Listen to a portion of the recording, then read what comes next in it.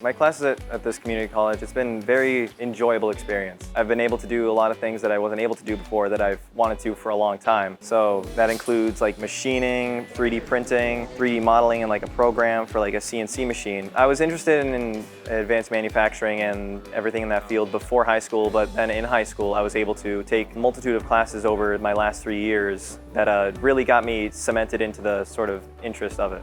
That's why I just enjoy manufacturing. It's something I grew up with from a young age and up to my teen years, and I want to pursue a career in it and continue in that field. It's almost a sense of amazement or awe just seeing all these like machines just set up, knowing how much they cost, and seeing that they're just there and we get to learn how to use them, like each one, like the CMM machines. It's very interesting to know that you will eventually learn how to use all these machines like just from scratch. Like you can start it up, program it, operate it fluently, and you'll be able to do that with any machine in this shop. The teachers and professors here are very kind. They'll help you in any way they can if you ask them for help. They won't just turn you away like, that's not my job, I can't help you with that. They'll be like, okay, let me find someone who can help you so you're not stuck on an island.